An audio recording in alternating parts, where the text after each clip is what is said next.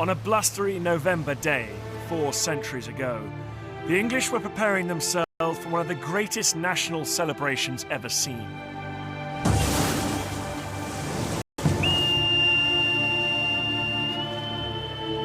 Beneath the dome of St. Paul's they gathered to celebrate their tiny nation's victory over the world's greatest superpower, Spain. On the walls hung the captured ensigns of the Spanish fleet that was even then being dashed on the rocky shores of Scotland and Ireland. The year was 1588, and the battle was the Armada.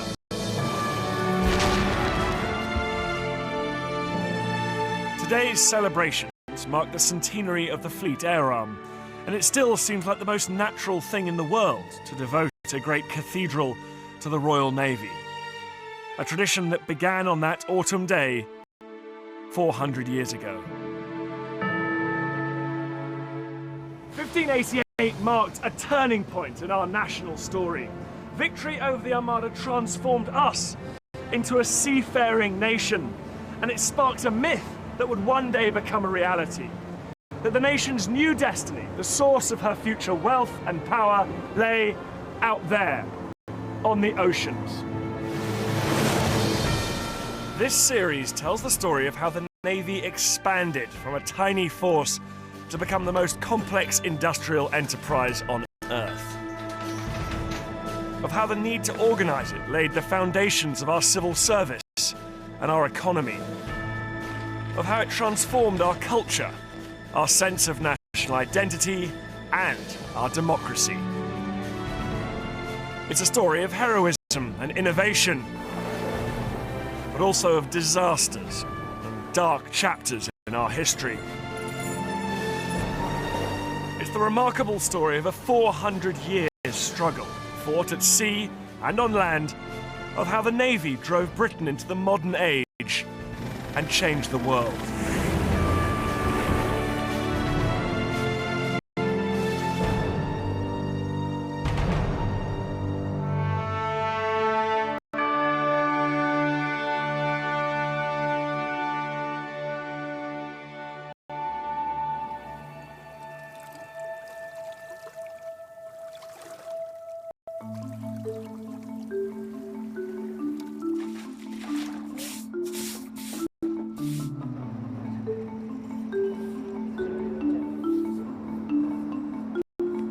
Clear the hatch. England's extraordinary journey from a third-rate nation to global superpower began on a clear October day 20 years before the Armada. Okay, bring on the beer. Not that anything so grand was on the minds of the sailors who scurried to and fro in the old harbour in Plymouth, making a small fleet of 6 ships ready for sea. The gangplank groaned as last-minute supplies were brought on board. Large barrels of fresh water and beer, and even whinnying goats and chickens as well. When everything was brought on board, they were lashed down to the bulkheads in expectation of a bumpy passage. The 2 men in command were cousins. On that fine autumn day, they were thinking not about making war, but about making money.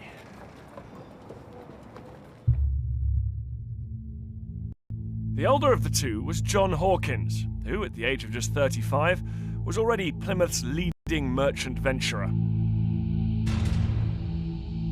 The younger was his cousin, a poor relation who'd grown up with Hawkins, 27-year-old Francis Drake.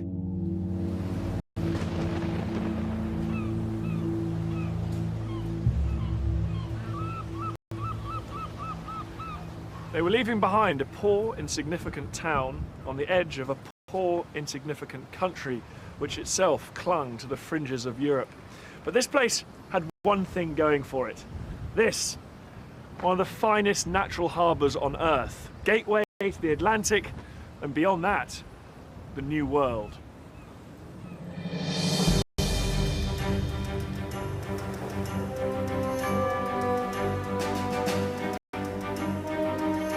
First discovered only 60 years before, the new world of the Americas offered wealth beyond imagining.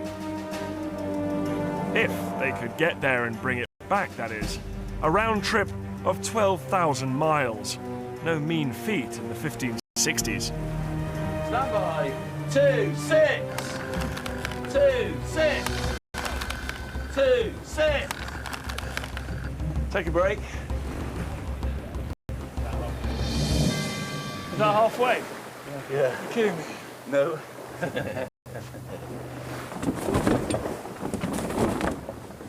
This wonderful replica of the Tudor ship, the Matthew, gives me a strong sense of what life might have been like on board. Sailing one of these, you're just so struck by the ingenuity, aren't you? It's the sort of combination of wood, rope, bit of metal, and you can sail around the other side of the world. Among the profit-hungry investors in the venture was the Queen herself. She'd lent 2 ships, the Jesus of Lubeck and the Minion. Both were old, spent and rotten, as were most of the vessels in her tiny navy. The crew, too, would get their share of the booty. All were young. Some were just boys. Among them, Hawkins' nephew, Paul, and the 13-year-old Miles Phillips, whose journal relates the terrors of frequent storms and leaking hulls. There were no creature comforts for those on board either. The single-minded Hawkins made his men sleep on deck, because every inch of hold space was reserved for the cargo that would make the cash.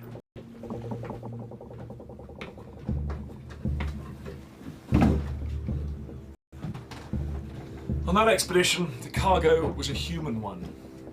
Drake and Hawkins have the terrible distinction of being the first Englishmen to bind African men, women and children in chains and transport them in the holds of ships like this. They were slave traders.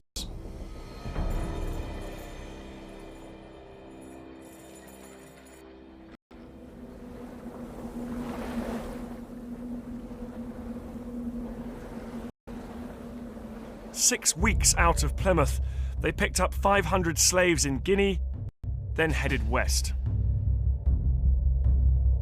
Few Englishmen had ever made this journey. England had been slow to spot the opportunities of the New World, and the Spanish had got there first. Now Spain jealously guarded a lucrative American empire stretching from South America through the Caribbean to Mexico and further north. Drake and Hawkins just wanted a little slice of the action. Nip in, sell a few slaves, and return home with a hold full of silver.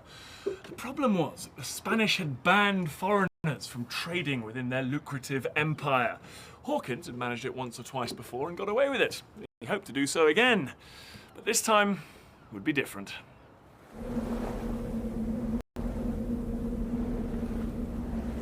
In the Caribbean, they traded their human cargo for silver, gold and pearls, then turned for home. But it was hurricane season. Storms drove them to San Juan on the coast of Mexico, where a powerful Spanish fleet first promised them safe passage, then decided to teach them a violent lesson.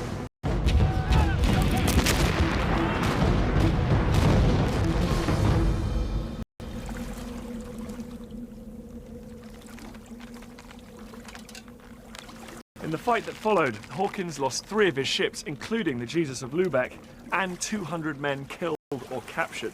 He managed to escape on the Minion, and with him was the 13-year-old Miles Phillips, who watched what happened to the prisoners.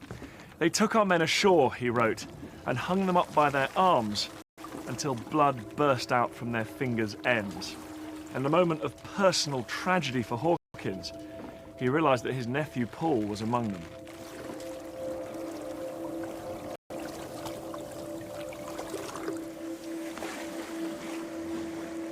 Disease and famine followed, and by the time they limped home, fewer than 20 men were left alive aboard the Minion. But for the survivors, this disaster acted not as a deterrent, but as a spur to action. That's a good pull there.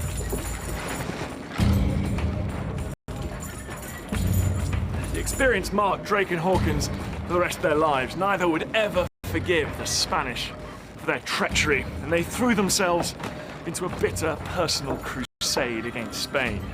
It was fueled by the heady mix of a lust for cash, religious zealotry, and a desire for personal revenge. In time, this crusade would become a national enterprise, and in doing so, it would forge a new idea of Englishness. But if England's seafarers were to have any chance of catching up with Spain, they would need better ships to do it.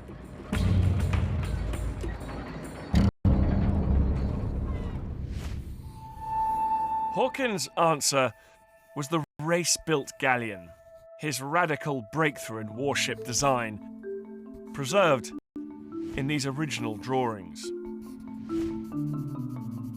By using maths and geometry instead of rule of thumb, by cutting down high decks, and by streamlining hulls, Hawkins produced the fastest ships of their kind anywhere in the world.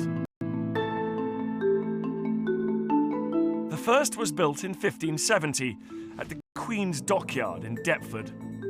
More were to follow. With greater space for guns, they were perfectly designed for war.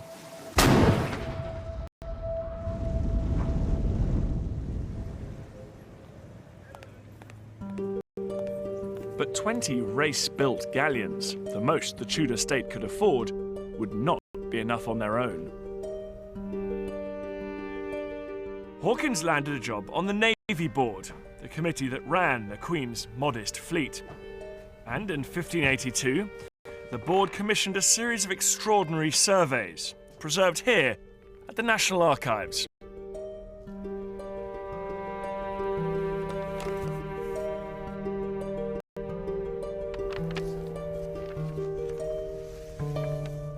Yeah, see, I've read about this, but I've never seen it before. This is a list of every ship in England compiled under Hawkins' leadership, and it's actually, as you can see, broken up by county here. Norfolk, Suffolk, absolutely meticulously written down. It's beautiful. Every single ship, with the tonnage here, so these ones are St Mary, the Solomon, 200 tons. Absolutely incredible. As we go further on here, they didn't just list the ships, they list the masters and then the number of mariners and seamen there are as well for each port.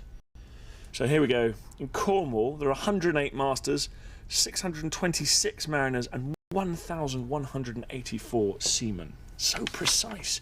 Incredible. This information is being gathered centrally in London at the beck and call of the Tudor state. It's actually very moving seeing the names of people that lived all those centuries ago. And once you have a list like this, when war comes, when there's a national emergency, you can go and knock on the door of men like John Cooper and Peter Dollimore and say, right mate, you're coming in the Navy, you'll come to protect the country. And it does make you wonder whether men like William Bennett, William Mort from Littleham, where they end up fighting against the Spanish Armada. And this is just fantastic. You get right to the end. The total number of mariners available to the Tudor state, 16,259. Men that could be mobilised to protect little England against the greatest superpower in the world.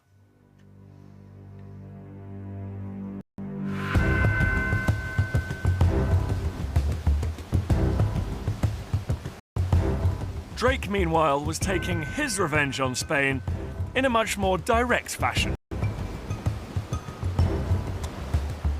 On an April day in 1587, the residents of Cadiz woke to the sound of gunfire.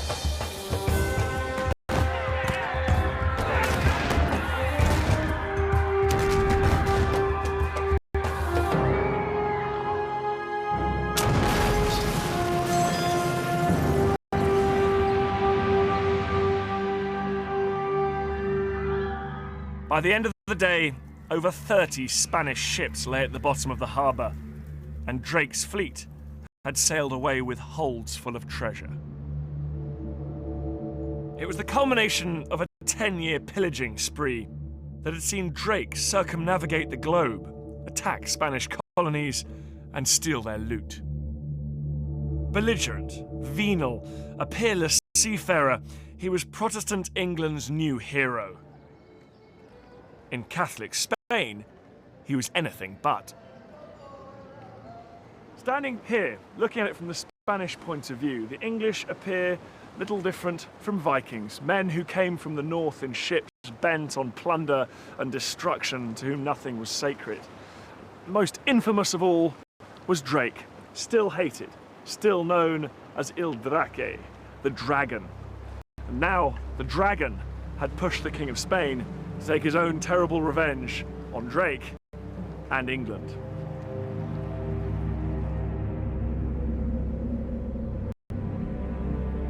That revenge came in July 1588.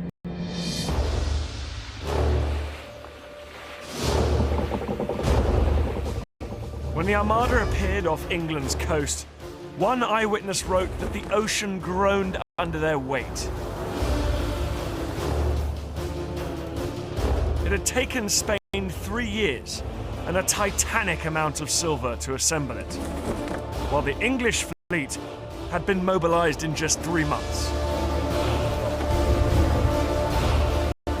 The battle raged for several days. But the leadership of men like Drake and Hawkins had given the English a decisive edge.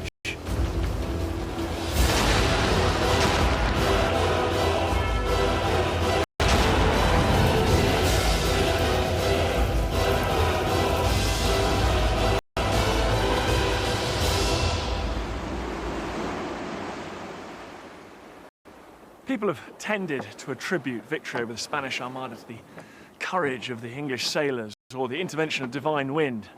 In fact, the Spanish fought equally bravely, and at different stages of the campaign, the wind favoured both sides.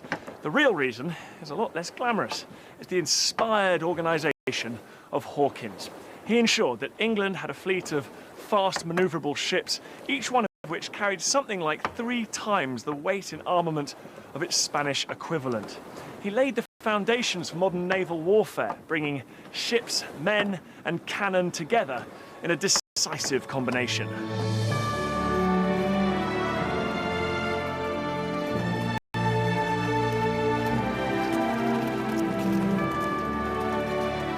So when the great and the good arrived in their finery at St. Paul's, on that day in November 1588, they were celebrating not just a victory, but the beginning of a new future. The Queen, as one author wrote, was carried in a golden chariot through her city of London in robes of triumph, while the still bloody heads of Catholic traitors, executed for praying for the Armada's success, stared down from spikes nearby.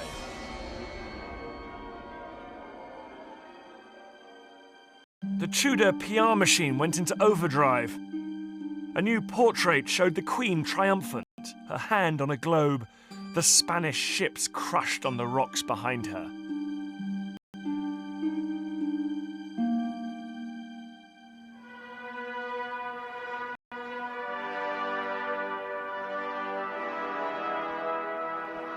The scale of the victory expanded the horizons of a small, impoverished nation. One commentator wrote, "The sea had become a means to seek new worlds, for gold, for praise, for glory."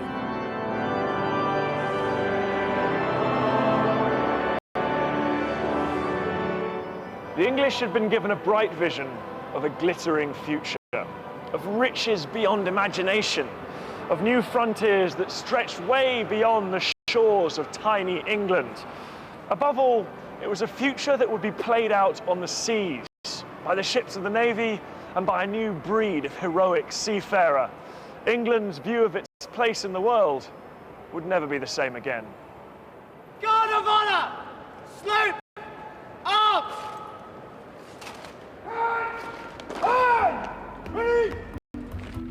Queen's Navy had become a source of national pride as never before, and there was an insatiable demand for stories of seafaring adventure and discovery. A new national identity, aggressive, ambitious, and Protestant, was in the making. If Hawkins was the architect of that new identity and Drake its firebrand, then Richard Hakluyt was its biographer. In 1589, the year after the Spanish Armada, he wrote this: "The principal navigations, voyages, traffics and discoveries of the English nation.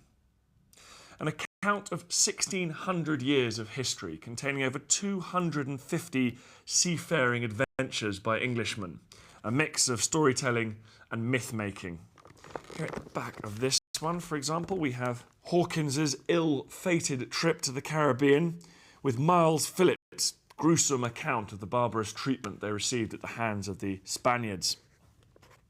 Here in the next volume, we have the account of the defeat of the Spanish Armada itself, which ends with this incredible paragraph that says, "Thus the magnificent, huge, and mighty fleet of the Spaniards in the year 1588 vanished into smoke." This was history with a purpose, a call to arms to a nation on the verge of a new destiny. That destiny could not have been made more obvious than it was in a subsequent edition of Hakluyt's work, which contained this stunning map. Now, this piece of paper is 400 years old. It's incredibly beautiful. Just look at the detail of the world's coastlines and ports and rivers. And what's so remarkable about this map is that medieval maps show England as an insignificant island clinging to the edge of Europe. But now England's not at the edge. It's been picked up and moved right to the heart of the world. It's an image of the world we all recognise, but this map showed it for the first time. It was a potent symbol of a nation that now had global ambitions. Ships poured out of England, bound for the Americas, Africa, Asia and the Baltic. Numerous and aggressive, these English pioneers steadily eroded Spanish power and founded the colonies that formed the beginnings of Britain's future empire.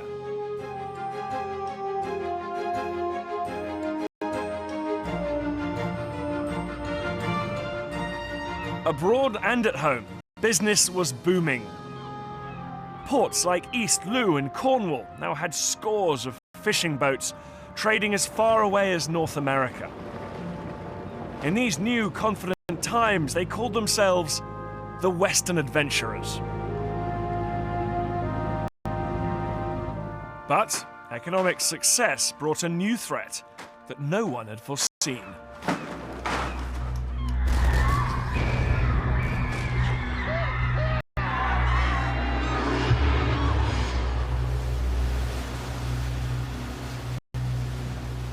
Suddenly, whole fleets, 10 or 12 ships, would head out to sea and simply vanish.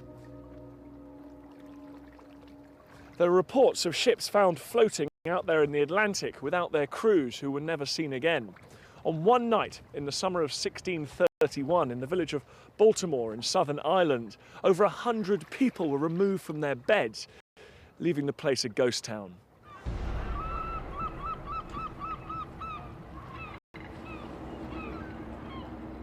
A remarkable letter, written in August 1625, reveals the scale and horror of the problem. It's from the Mayor of Plymouth, Thomas Seeley, to the King's Council. "One poor maritime town in Cornwall called Looe hath within 10 days lost 80 mariners bound in fishing voyages to the deeps, and there have been taken by the Turks." Back then, Turks meant Muslims, and these were in fact pirates from North Africa, Barbary pirates. They came to these shores and took people as slaves back to North Africa. It was a barbarous practice, but it was of course what these West Countrymen have been doing to Africans for decades now. Even so, it turned the sea here from a source of wealth and prestige for England into a place of terror and slavery. The ports and fishing villages, it's said, were filled with the pitiful lamentations of the victims' families. In the next few years, Devon and Cornwall would lose a fifth of their shipping and crews. This extraordinary and little-known episode in English history was to have far-reaching consequences. Englishmen were bred on the myth of maritime invincibility, but now they had to face hard truths. Once the predators, they were now the prey, and people did what they usually did in a crisis. They blamed the government, and they weren't entirely wrong.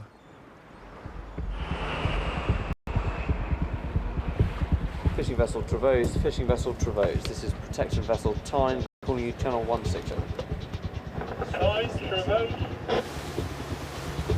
I'm on one of the modern Navy's fishery protection vessels, about 30 miles from Cornwall. Just the territory where the Barbary pirates were seizing English shipping.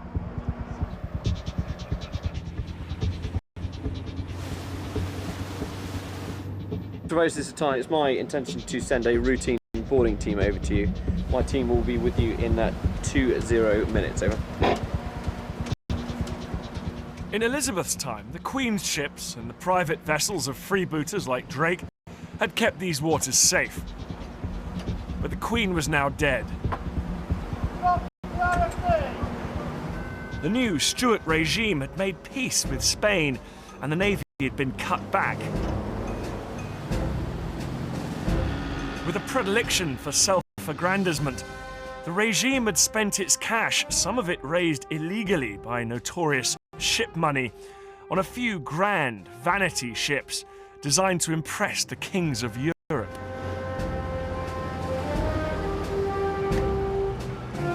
Trouble was, fishery protection wasn't the kind of job that these showy vessels were designed to do.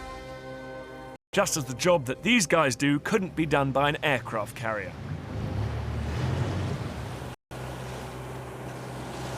In the absence of this kind of protection, the king's subjects, particularly down here in the West Country, were completely vulnerable. They and their cargoes made irresistible targets for North African pirates. Shocked by the magnitude of the crisis, West Country MP Sir John Eliot wrote to the King's Council begging for action. But the government did nothing. Eliot was furious.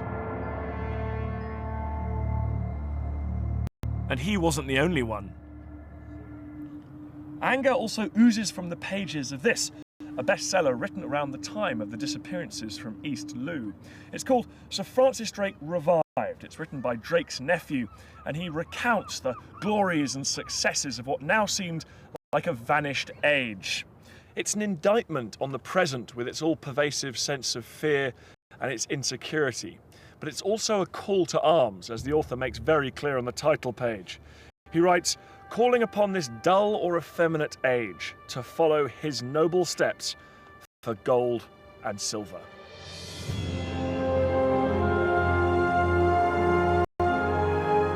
Sir John Eliot caught the mood, calling for a return to the aggressive policies of the past. England's new king, it seemed, was listening.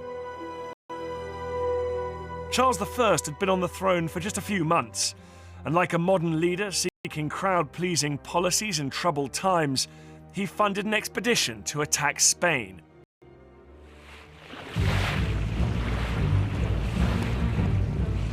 It set sail from Plymouth in October 1625, waved off by a delighted John Eliot.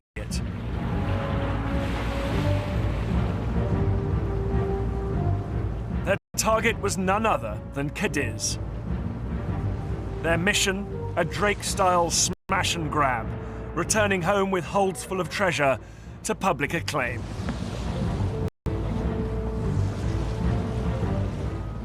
But it didn't work out that way at all.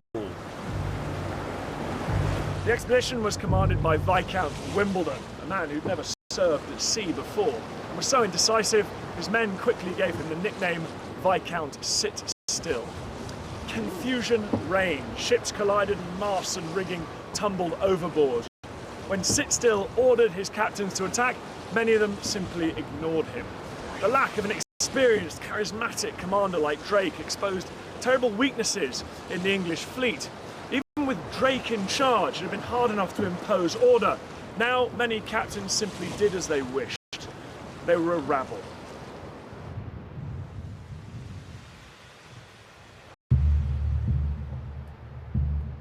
The chaos continued when they landed 2,000 troops on the beach, but failed to give them any water. The weather was scorching. When they finally got into the town, these thirsty Englishmen stumbled on a warehouse. It was full of wine. All hell broke loose. The men started drinking, and although the officers tried to stop them, it was no use. The whole army was drunken, wrote one eyewitness, and in one common confusion, some shooting at one another amongst themselves. This wouldn't, of course, be the last time the drunken English have behaved disgracefully while abroad, but on this occasion, with the expedition descending into total farce, the commanders had no choice but to call it off.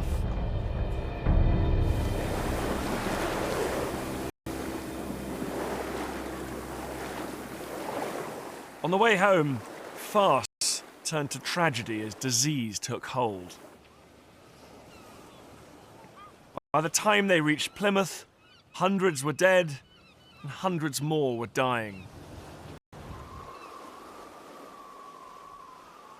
And who was standing up here waiting for them? None other than Sir John Eliot. The man who in October had waved them off with such high hopes now stood on a miserable day just before Christmas 1625 as the fleet limped in. "The miseries before us are great," he wrote, as he watched corpses being tossed into the harbour from the ships, and later he saw sailors drop down dead in the streets of Plymouth.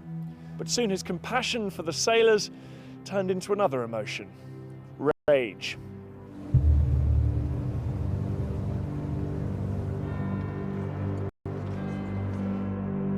News of the fiasco soon reached London, and when Parliament convened, John Eliot was on his feet, his anger echoing around St. Stephen's Hall. "Our honour is ruined.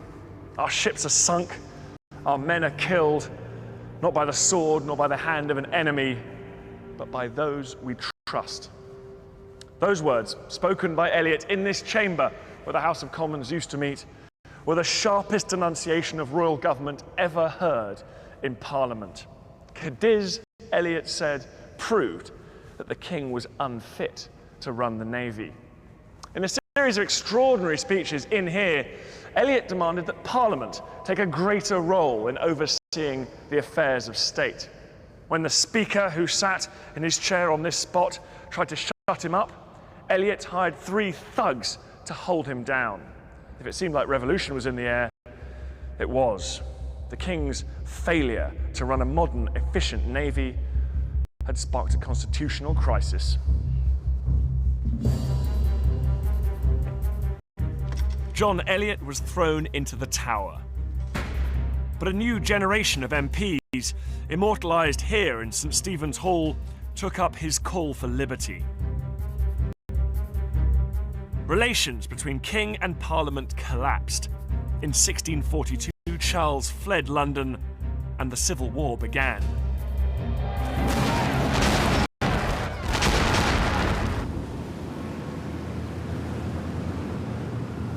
By fleeing the capital, Charles lost control both of the navy and of the new burgeoning maritime economy that it supported.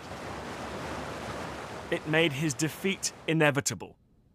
And in 1649, on the orders of England's new republic, he was executed.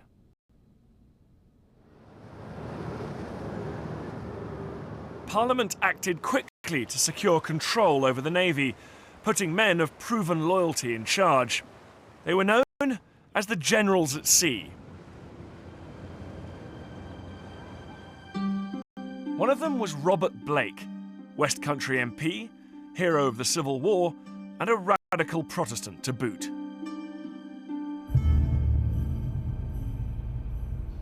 Check 5000, check complete, carry on SOCs. HMS Arjun, carry on. Blake had never fought at sea. Not a brilliant start for a man charged with protecting England's coasts against a multitude of foes. But Blake understood warfare and men, and he knew that chaos and indiscipline were as dangerous at sea as they were on land. Command problems that had dogged the English expedition to Cadiz still remained. In one of his first battles, he was appalled to see his captain disobey his orders and flee. He knew he had to find a way to assert his control. His solution was to produce the Navy's first ever set of rules and regulations, the Laws of War and Ordinances of the Sea, in 1652. For the first time, it gave English commanders a fighting chance of issuing orders that would be obeyed. Port 15. It was a list of 39 offences, from stealing to spying, from cowardice to sleeping on duty. Most were punishable by death. Blake even sacked his own brother for discipline offences. The Laws of War offered a blueprint for structure and discipline at sea that would later be applied through all areas of government.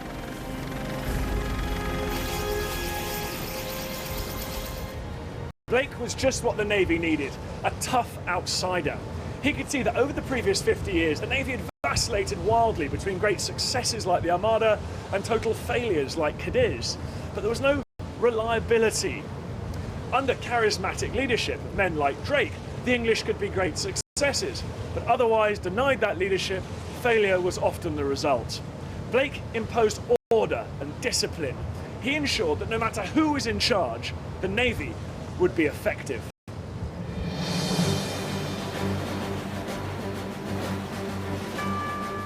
Blake left behind a navy that was larger and more disciplined than the country had ever known before. The powerful fleet had protected the young republic from its foreign enemies, but it could not fill the vacuum created when Cromwell, the English dictator, died. A new era was coming.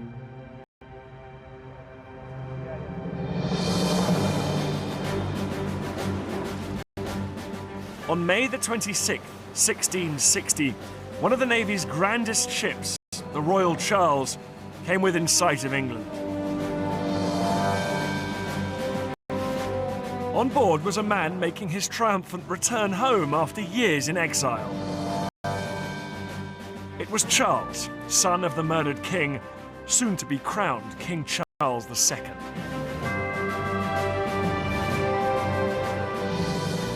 The journey was the result of weeks of plotting between senior naval officers and exiled royalists to bring back the monarchy. The new king was eager to lay claim to England's potent navy. He gave gold to the sailors and rebranded the fleet. It was now the Royal Navy.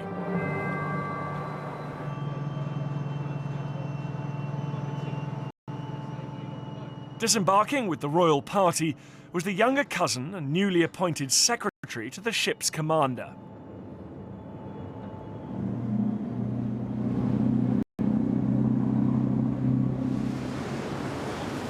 The young man was honoured to be given the job of taking the king's spaniel off the ship. He wrote in his diary, "It shit the boat," which made us laugh, and me think that the king and all that belong to him are but just as others are. As they came ashore, the young man saw huge crowds of nobles and citizens alike who'd all turned out to welcome their king. The shouting and joy expressed by all, he wrote, was past imagination. The 27-year-old from London had just completed his second sea voyage. He didn't know it then, But this was just the start of an extraordinary naval career. His name was Samuel Pepys. Pepys was from humble origins, the son of a poor tailor and a washerwoman. But he left behind two extraordinary legacies. He would transform the administration of the Navy like no one before him, and leave behind one of the most vivid and colourful diaries of all time. And here it is, Volume 1 of Samuel Pepys's diary, started on January the 1st, 1660, possibly in response to a New Year's resolution. It's in shorthand, so it takes a bit of deciphering, but it's an incredibly honest account of a colourful life.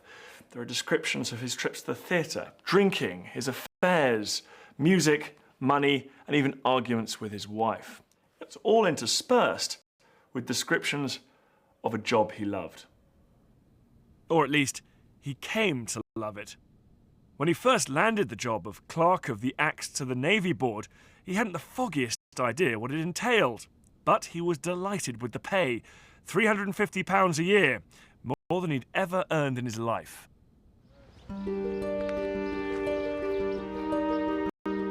Eager to learn, Pepys threw himself into the complex new world of the Navy's dockyards at Chatham, Woolwich and Deptford. All are now long gone. But this yard on the Dutch coast is building a replica ship of the same era. The project manager is Arian Klein. It's great to see the ship at this stage, isn't it? Because you see what gives it its strength, because usually you just sort of see it when it's floating around. Yeah, massive timbers. Yeah. Yeah, it's all heavy timber construction. So how many oak trees go into the building of this then? Well, several hundred. Really? The estimates vary from 400 to 600 fully grown trees. And some of these trees will be maybe 100 years old, maybe older. And how long would it take to build this back in the 17th century? It took about 9 months. Wow, that's quick. Very hard labor. Yeah, hundreds of men working day and night almost. And as soon as these ships were watertight, they will be put into the water, so to make room for the next ship on the slipway. God, it just shows the value of the goods that these ships are bringing back, I suppose. That they were being built to just bring back the riches of the world. Well, yeah, the big East Indiamen were built for trade, but this particular ship we're standing in now was a man of war. Who was it built to fight against then? The English, I'm afraid. The Dutch had a really large stake in the world trade at that time. And England, of course, thought, well, we'll have some of that trade. And it erupted into trade wars between Holland and England. And this ship is basically a result of an arms race between the two countries. The Dutch had overtaken Spain to become England's new maritime rivals. They were aggressive, Protestant and organised, just like the English.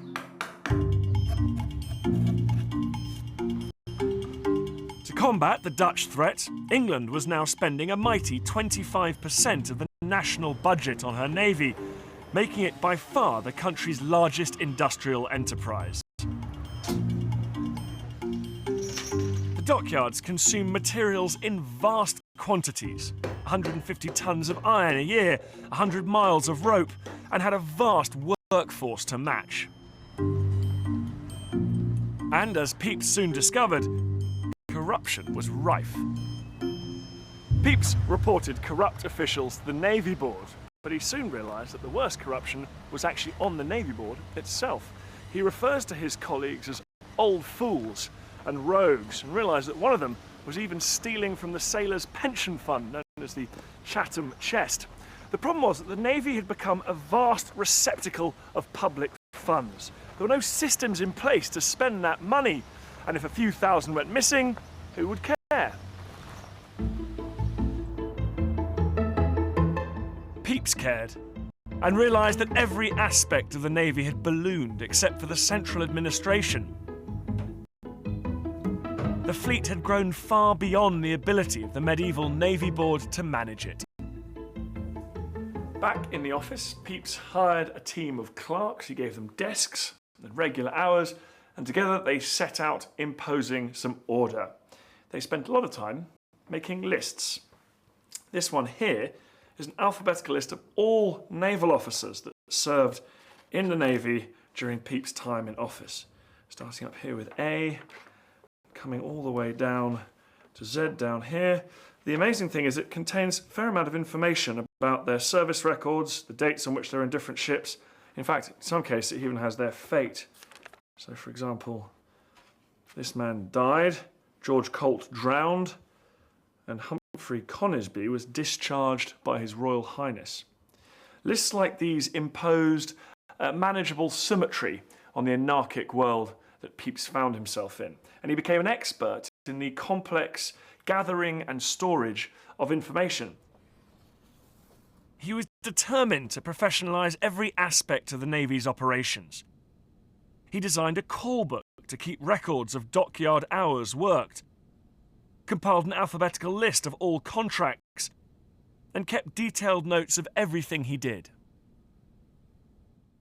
Pepys wasn't the first naval administrator to make lists, but he was the most systematic, the most brilliant, the most obsessive. He was a man who adored the Navy, not because he loved storming aboard enemy ships with the smell of gun smoke in his nostrils, but because he loved the bureaucracy. He delighted, he wrote, in the neatness of everything.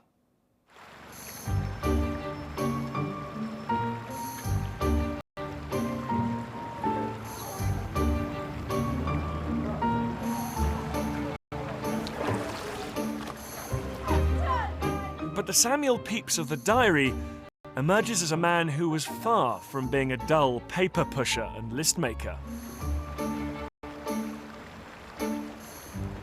Here's a not untypical entry. He has an orgy with the wife of one of his colleagues on the Navy board and her daughter. He wrote, "There are a great many women in the chamber, my Lady Penn and her daughter among them, whereupon my Lady Penn flung me down upon the bed and herself and others, one after another, upon me, and very merry we were." Well, I'm not surprised. Every man has his vice, they say, and for Pepys, it was definitely the ladies. Well, and bouts of heavy drinking, and fine dining, and nice clothes, and music. And he loved the theatre, of course, and, well, you get the idea. The point is, Pepys was a man who lived life to the full, but what really shines out in these diaries is his love of his work. "My business," he wrote, "is all my delight."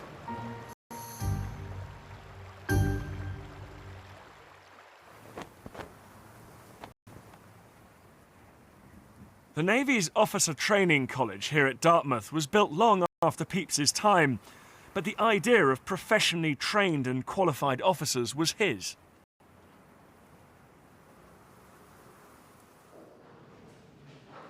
Anyone with the right connections, Pepys realised, could become an officer, leaving the Navy's valuable ships in often unreliable hands.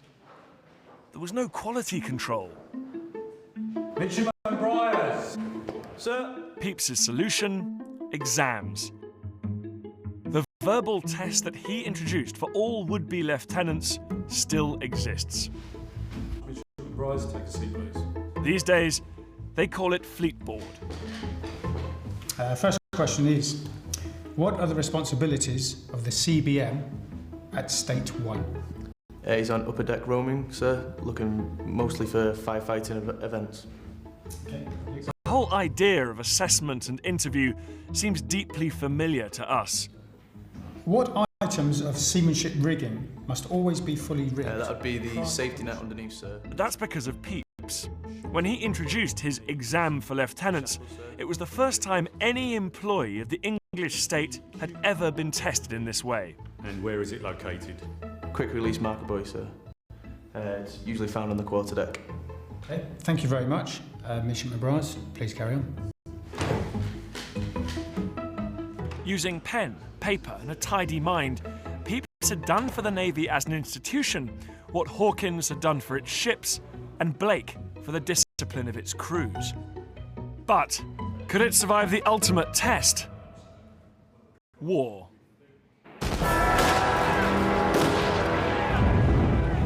In 1665 came the inevitable clash with the Dutch. A series of English victories early on seemed to augur well. But Pepys was worried. He'd said from the start that Parliament hadn't voted enough money to fund the war, and, just as he predicted, the money was soon gone. The Navy lunged from triumph to crisis. Things soon reached boiling point. The Navy was terribly in debt, and sailors went unpaid. In the dockyards, Pepys saw workers walking around like ghosts, and he heard the lamentable moans of sailors that lay destitute in the street, a sight which, he said, troubled him to his heart. To add to the sense of crisis, plague broke out in London, and Pepys and his clerks came down here to Greenwich, where they took up residence in this, one of Charles II's unfinished palaces. But that put them in the heart of the fleet, with all disgruntled sailors around them. One day, their windows were broken, and Pepys and his staff were threatened with physical violence.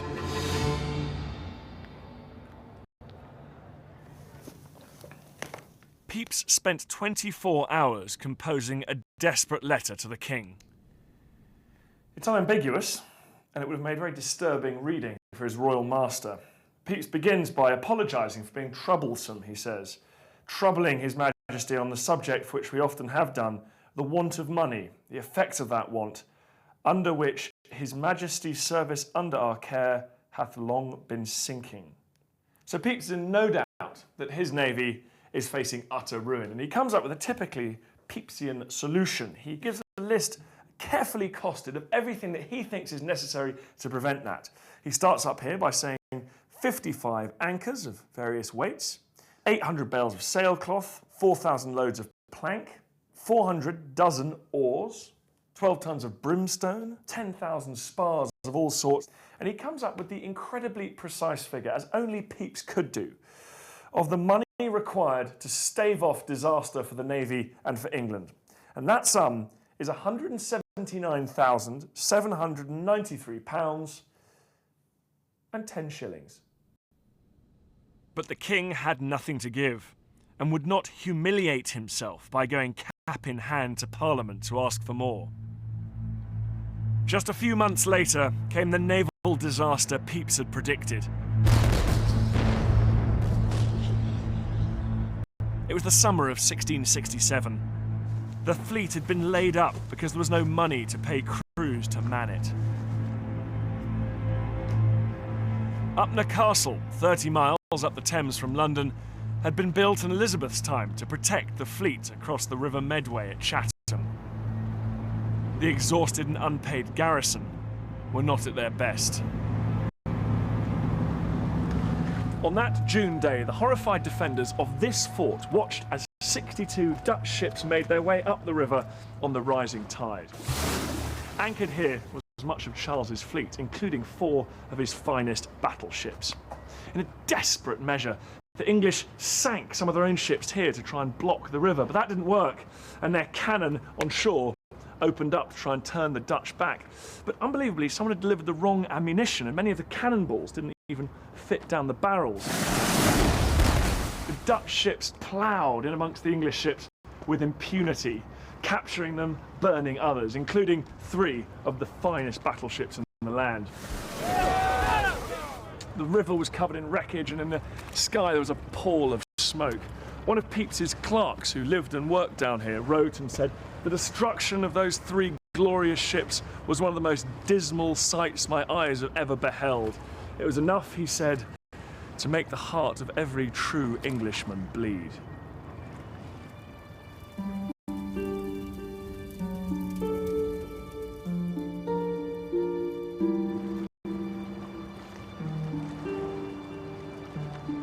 In a final humiliation, the Dutch towed back to Holland the Royal Charles itself, a moment immortalised on canvas, showing the pride of England's fleet, flying the Dutch flag.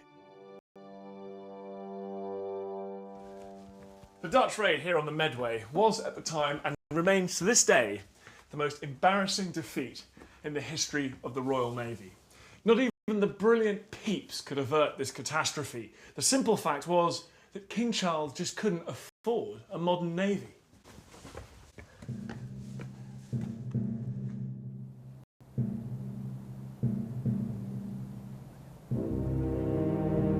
The Medway disaster set the King and Parliament on another collision course over how the Navy was to be funded and controlled.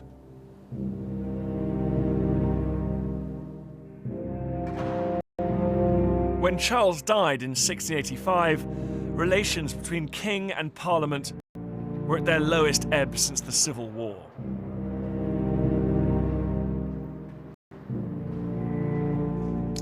He was succeeded by his brother James. Now, he had had a rather successful career as an admiral in the Royal Navy. Could he be the man to work together with politicians and financiers and businessmen to build a new kind of constitutional monarchy? Well, no. And this extraordinary portrait tells us why. James has had himself painted in the garb of a Roman emperor, with a haughty stare, his golden tunic, magnificent purple robe flowing off his shoulders, and decked out in jewels at his throat, sword hilt, and sandals. And out at sea, his navy, his plaything, the royal banner flying from the main topmast. This was not how the English wanted their kings to see themselves. To make matters worse, James was openly, proudly Catholic. He appointed Catholics to key positions in the armed forces. He even put one of them in charge of the Royal Navy. This was clearly a man who wouldn't send his Royal Navy out to attack the great Catholic powers of Europe. This was not a man to protect the legacy of Drake and Hawkins. He would have to go.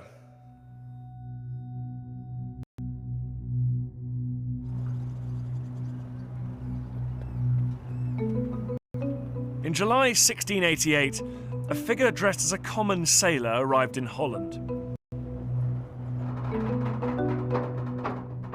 Beneath the disguise was England's premier naval officer, Admiral Arthur Herbert. Or rather, ex-admiral. He'd resigned weeks before, refusing to serve under King James. Herbert was carrying an extraordinary letter. It was signed by 7 Englishmen, all grandees in the armed forces, church and state, and it was addressed to the Dutch Prince William of Orange, who was not only Protestant, but he was married to James II's daughter, Mary. It was an appeal for William's help against their tyrannical king. This was high treason, but Herbert and his fellow conspirators were the desperate men from an exasperated nation. And in William, they'd found their man.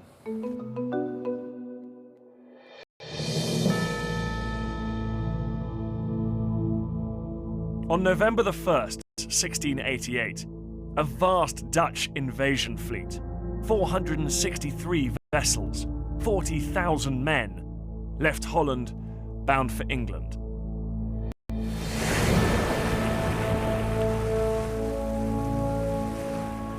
It was almost exactly 100 years since the Spanish Armada, but this time, not a single shot was fired.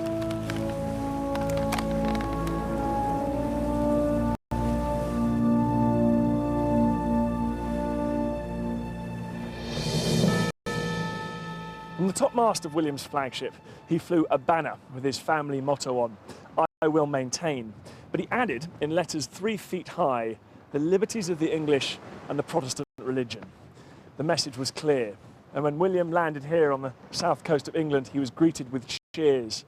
Over the next few weeks, it became obvious that the English weren't going to fight for James II, and he fled the country and was replaced as king by William.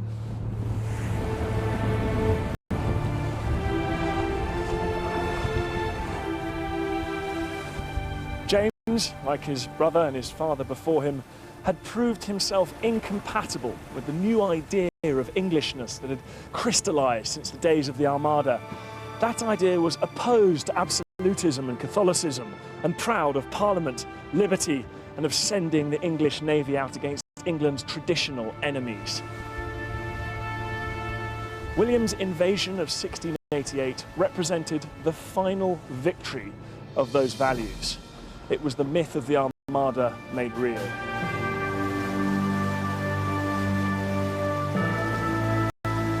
In little over 100 years, a rabble of West Country seafarers and a few royal ships had become a recognisably modern institution with staff and systems to manage a vast, efficient navy. This was England's heart of oak, a navy that now lay at the centre of the national project and its future.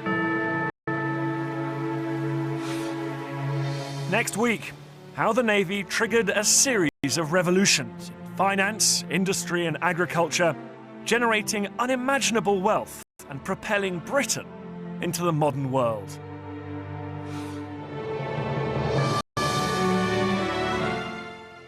And Empire of the Seas continues next Saturday at the slightly earlier time of 6 o'clock.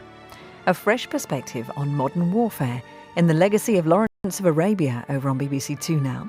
And here on BBC HD, stay with us for Drama with Gracie.